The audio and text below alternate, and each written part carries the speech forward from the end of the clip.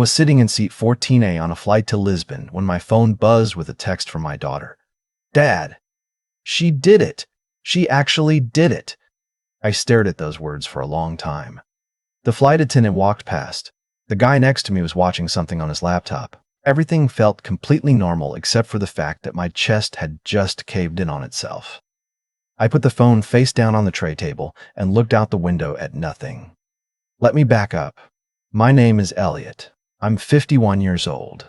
For 23 years, I was a structural engineer based out of Columbus, Ohio. I built a practice from scratch. Started with 2 employees and a rented office above a dry cleaner on 5th Avenue. And by the time everything fell apart, I had 31 people working for me and contracts across 4 states. I was proud of that. Genuinely proud. I used to drive past bridges and overpasses and quietly think, I helped make that safe for people.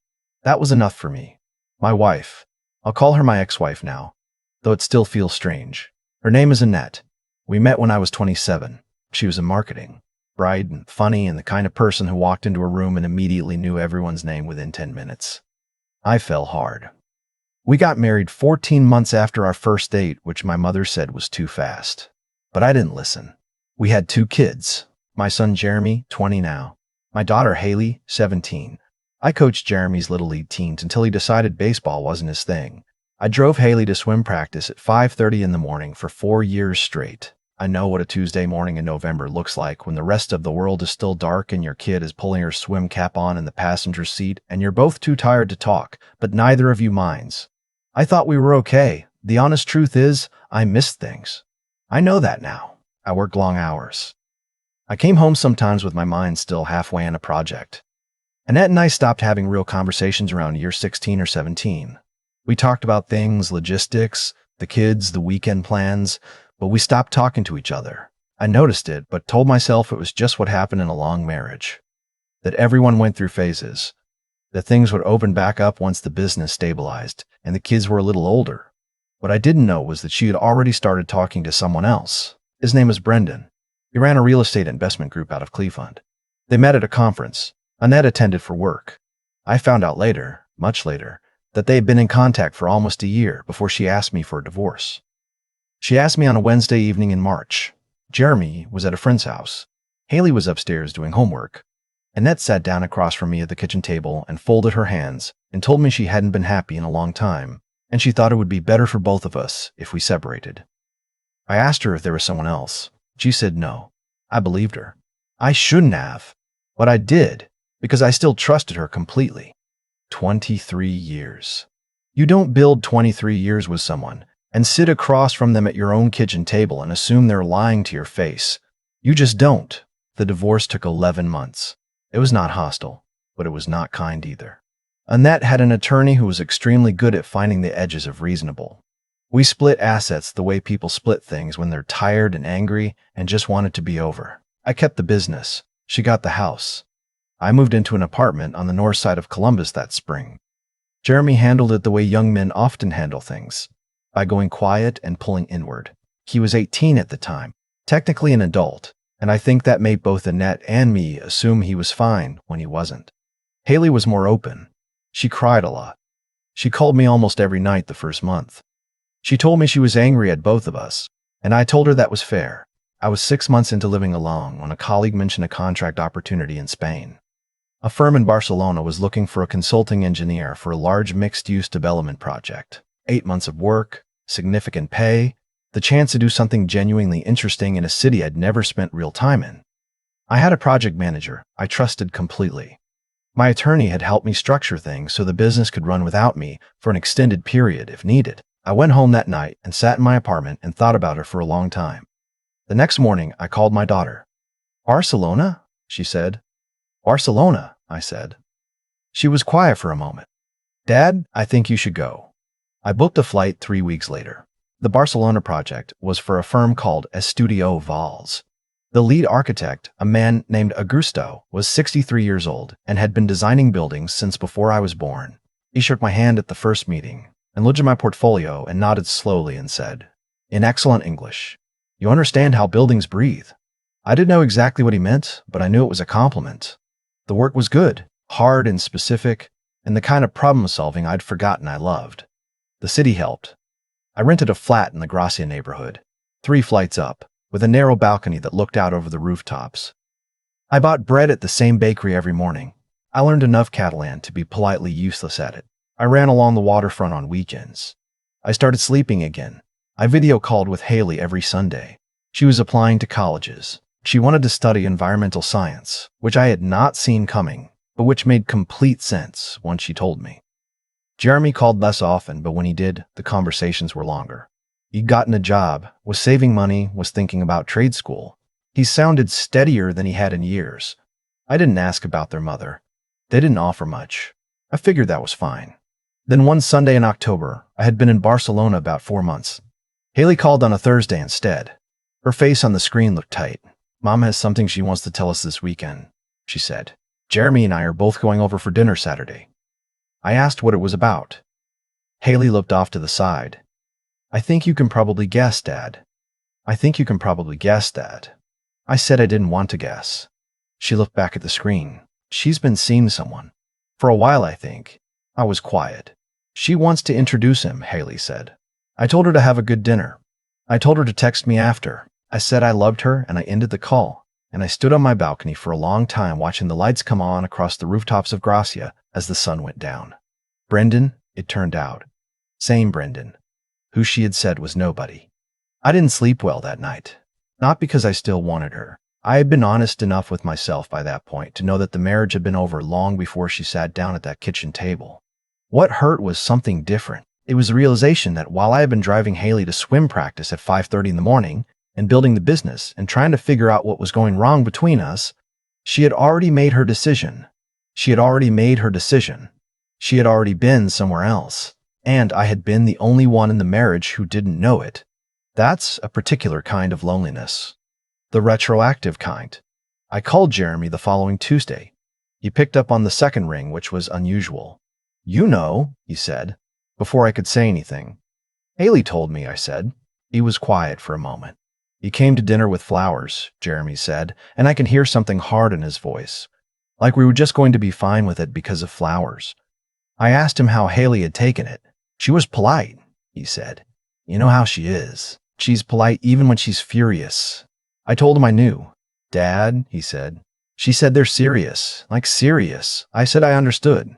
"She said they've been together for over 2 years. I didn't say anything for a moment." 2 years. I didn't say anything for a moment.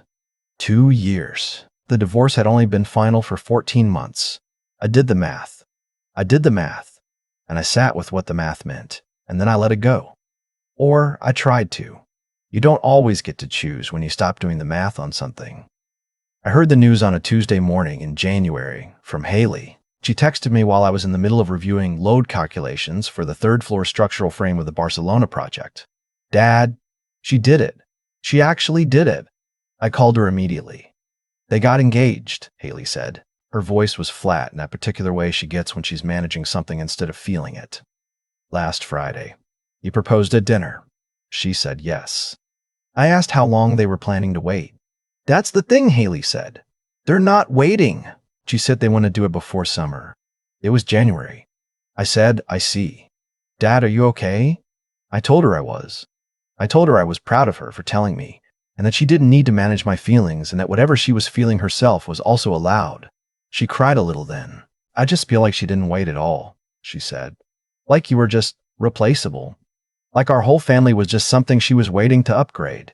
I told her that wasn't true. I told her that people make choices, and that her mother loved her and Jeremy no matter what those choices look like from the outside. I believe most of that. I'm still working on the rest.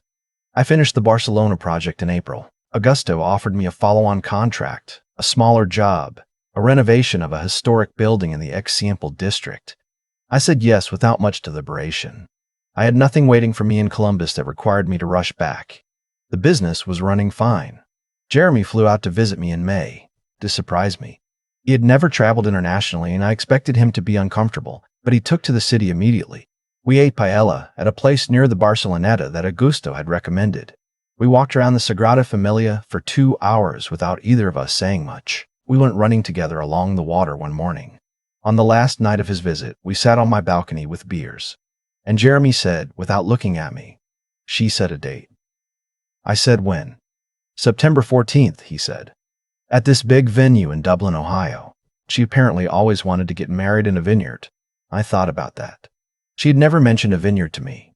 He's paying for all of it, Jeremy added. The guy has money, like a lot of money. He paused. I thought you should know. Because Haley and I are both in it. The wedding, she asked us to be part of the ceremony. I asked him how he felt about that. Jeremy turned his beer bottle slowly in his hands. I don't know yet, he said. Part of me feels like if I go, I'm saying it's okay. But part of me feels like if I don't go, I'm punishing her, and she's still my mom. I told him that was exactly right. Both parts. He looked at me. What would you do? I said I'd go. I told him that being there wasn't saying something was right. It was saying that he was bigger than the situation, that he loved his mother even when he was angry at her, and that his presence wasn't an endorsement. He nodded slowly. I'll probably regret this, he said. I told him, probably, but that regret from showing up was usually easier to carry than regret from staying away. The wedding was September 14th. I was in Columbus. I had come back briefly for work to handle some contracts that needed my signature. And yes, I was aware of the timing, and no, I didn't plan it that way. I had finished my business by the 11th, and had a flight back to Barcelona on the 17th. There was no reason to leave early. Haley had sent me updates throughout the preparation. Not complaining, exactly. More like checking in. She told me about the dress fittings, about the venue, about the rehearsal dinner. She was trying, I think, to include me without hurting me. She is a good person. She gets that from both her parents, I hope. Though maybe it skipped me more than her. The day of the wedding, I went to see a former colleague for lunch. We talked about a project. We talked about his kids. We talked about the Columbus crew and whether this was finally their year. I drove back to my temporary apartment around 4 p.m., and I sat down and I thought, my ex-wife is getting married right now. She is in a vineyard in Dublin, Ohio, and she is marrying a man she was seeing while she was still married to me. And the children we raised together are standing up there with her. And I'm sitting in this apartment by myself. And then I thought, I hope she's happy. I actually meant it. Whatever she had done and however she had done it, I genuinely did not want her to be miserable. That surprised me a little. I sat with it and decided it was probably healthy and moved on. I made dinner. I watched something on my laptop. I went to bed early. At 11:23 p.m., my phone rang. It was Haley. Her voice was strange. Careful. Dad, she said. Something happened. I need to tell you about a man named Stuart Cofield. Stuart was Brendan's business partner. Had been for about 6 years. Stuart was Brendan's business partner. Had been for about 6 years. They had built the real estate investment group together, splitting the work the way longtime partners do. Brendan was the face of the operation, the one who worked rooms and closed deals. And Stuart was the one who actually understood the numbers. Stuart was also, as it turned out, the reason Brendan had a reputation for being successful at things he was not always scrupulous about. Stuart had met Annette several times over the course of the previous 2 years. He had watched how the relationship developed. He had said nothing publicly about what he knew. What Stuart knew was this. Brendan had done this before. Not exactly this, but close enough. There had been a woman in Pittsburgh, 6 years earlier, who had similarly believed she was in an exclusive, serious relationship with Brendan at a time when Brendan was also seeing 2 other women simultaneously. Stuart had been on the periphery of that situation. He had watched Brendan move on to the next thing, and he had told himself it wasn't his business. He had been telling himself that for 6 years.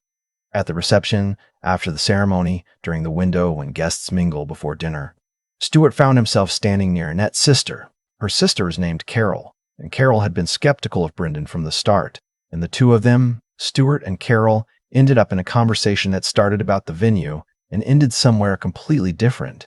I don't know exactly what was said. Haley wasn't present for that conversation, and what she told me was secondhand from Carol. But somewhere in that exchange, Stuart said enough about the Pittsburgh situation, about what he had observed, about the pattern he had watched Brendan repeat, that Carol went very pale and excused herself. Carol found Annette during the cocktail hour, and then Haley saw her mother's face change. She didn't make a scene, Haley told me on the phone that night. She didn't cry or yell. She went very quiet. And then she asked Brendan to come with her and they went inside. And they were in there for about 40 minutes. I asked what happened after that. They came back out, Haley said. Brendan looked normal, Mom looked like she was made of glass. They got through the dinner. They got through the first dance. And then she called me into the coat room and she held on to me for a long time without saying anything. I didn't speak. And then she asked me, Haley said slowly, if I had your number. I said, Haley, she already has my number. I know, Haley said. I think she just didn't know how to say she wanted to call you. I was quiet for a long time. Is she okay? I asked.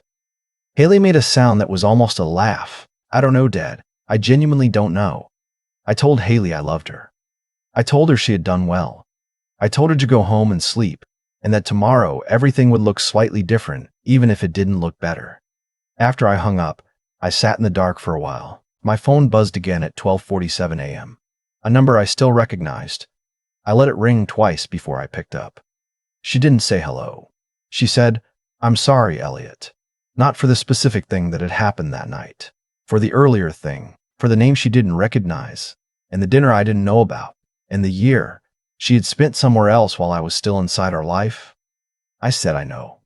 She asked if I hated her. I said no. She asked if I hated her. I said no. She asked how I could not. I told her I'd had time to figure out what I actually felt, and that what I actually felt was mostly just sad. And that sad I could work with. Sad was not the end of anything. She cried for a while. I stayed on the line. I didn't say much. Sometimes there isn't anything to say that doesn't make things worse. You just stay until the other person has finished, and then you ask if they're somewhere safe, and they say yes, and you say good. That is what happened. I went back to Barcelona on the 17th, as planned. Augusto had a new project waiting. A rehabilitation of an old industrial building in Poblenou, the neighborhood that used to be the factory district and is now full of studios and galleries and coffee shops where people sit at noon working on things that don't require them to be anywhere. I liked working there. I liked the particular challenge of old buildings, the way you have to respect what was already there while making it into something that could survive the next 100 years. Jeremy called me the following week. He sounded different, older somehow, than he had on my balcony in May. I've been thinking about what you said, he told me, about showing up even when it's hard. I asked what he was thinking. I think I've been avoiding things, he said. Not just with Mom, with everything, with you too for a while, when I was 18 and I didn't know how to talk about any of it. I told him I knew. I told him there was nothing to apologize for. I want to come back, he said, to Barcelona, if that's okay. I want to actually learn something this time, not just walk around and eat. I laughed at that. He left too. He came back in November. This time he stayed for 3 weeks. He sat with Augusto one afternoon, and they talked, through my translation, about construction and materials and what it meant to build something that was supposed to last. Augusto told him, in that slow way he had of saying things, that the best structures were the ones that knew where they could flex and where they had to hold firm. Jeremy listened carefully. On his last night, we went back to the Barceloneta. Same place, same table, colder this time. The water was gray and the wind had teeth, and we ate anyway. Is she going to be okay? Jeremy asked. He didn't have to say who. I said I didn't know. I said I didn't know. I said that was her story to figure out and that we could love her through it without having to manage it for her. He nodded. What about you? He said. I thought about it honestly. I thought about the apartment in Gracia, 3 flights up. I thought about the Sunday mornings, bread from the bakery, running along the water when the city was still waking up. I thought about the work I was doing, and how it had reminded me that I was good at things I had almost forgotten I was good at. I thought about a woman named Fiona who worked in Augusto's firm, and who I had started having lunch with occasionally, and who asked good questions and didn't require me to be anything other than exactly what I was. I thought about my daughter saying, I think you should go at a moment when I needed someone to tell me that. I think I'm good, I told Jeremy. You looked at me for a moment, the way young people look at their parents when they're trying to figure out if they're being told the truth. Then he nodded once, slowly. Yeah, he said, I think you are. We finished our beers. The wind came off the water, and the lights of the city reflected off the harbor, and somewhere behind us a group of people were laughing about something, and it was just a Tuesday night in November. And it was enough. It was more than enough. I thought about the man I had been at 40 in Columbus, driving to work in the dark, building things I was proud of, missing things I should have caught. I didn't hate that man. He had done his best with what he understood at the time. He had raised 2 kids who knew how to show up when it mattered. He had built something worth being proud of. He had just needed to leave in order to find out who he was, without the weight of all that ordinary unhappiness pressing down on him. I paid the check. Jeremy and I walked back along the water toward the metro. The city moved around us the way cities do, indifferent and electric and full of 10,000 lives happening simultaneously, none of them aware of the others. I was fine with that. I was fine with being one of 10,000. I was fine with being small inside something enormous. That, I had learned, was not diminishment. That was just what freedom actually felt like. I've thought a lot about what Augusto told Jeremy that afternoon, that the best structures are the ones that know where they can flex and where they have to hold firm. At the time, I translated the words and moved on. Later, I kept coming back to them. Because that's what all of this was, really. 23 years of trying to hold firm in places I should have let flex, and flexing in places I should have held. I worked hard, but I worked in the wrong direction for too long. I was building outward when I needed to be building inward. When Annette sat across from me at that kitchen table and told me she hadn't been happy in a long time, part of me already knew. The part I had been ignoring for years. I'm not saying she was right in how she handled it. She wasn't. The lying was real. The overlap was real. The 2 years of a secret she kept while I was still inside her life. That was real, and it cost me something I haven't fully named yet. But I stopped needing her to be wrong in order to move forward. That was the thing I had to figure out on my own. Needing someone else to be wrong is its own kind of prison. You're not free until you can put the story down. What Brennan's partner Stuart did that night at the reception. I don't think he planned it. I think he had just carried something too long and the weight of it finally became heavier than his silence. That's how accountability usually works. It doesn't arrive dramatically or on schedule. It shows up quietly, sideways, through the person you least expected. Annette spent 2 years hiding a truth, and the truth surfaced anyway, not through anything I did, not through anything I arranged, just through the natural pressure of things that are real eventually becoming visible. I didn't feel satisfaction when Haley called me that night. I want to be honest about that. I felt tired and sad and genuinely concerned about whether my daughter was okay. The part of me that had maybe wanted some kind of reckoning. That part had gotten smaller in Barcelona. The city does something to you when you let it. The running and the bread and the old buildings and the work that actually requires you to think. It fills up the space that bitterness used to occupy. Jeremy is figuring out who he is. Haley is going to be extraordinary. Those two things are true regardless of what happened between their parents. I think the best thing I did in the last 2 years wasn't moving to Barcelona or getting the contract or even picking myself back up. The best thing I did was refuse to make them choose. I let them love their mother while she was hurting me, and because of that, they came to their own conclusions on their own timeline in their own way. That's how it has to work. You can't tell people what to see. You can only keep being something worth seeing clearly. I'm 51 years old and I'm in Barcelona and I'm good at my work and my kids call me. I eat good bread on Tuesday mornings. I'm learning, slowly, to let a life be enough without needing it to be a story someone else would find impressive. That's not a small thing. Most people never get there. I almost didn't either.